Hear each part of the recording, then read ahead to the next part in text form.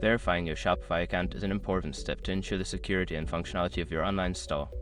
Follow these steps to complete the verification process. Step 1. Log into your Shopify account. Access your Shopify account by entering your credentials on the Shopify login page. Make sure you use the correct email address and password associated with your store. Step 2. Check for verification email. Once logged in, look for any verification emails from Shopify in your inbox.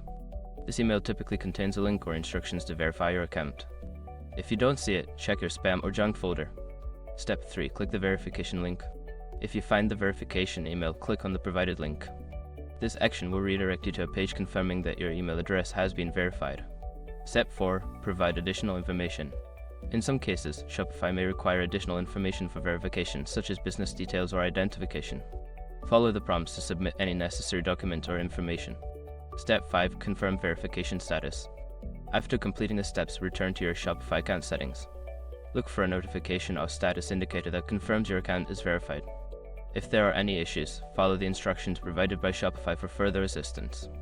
By following these steps, you can successfully verify your Shopify account and ensure a smooth experience for managing your online store. If you encounter any difficulties, consider reaching out to Shopify support for help.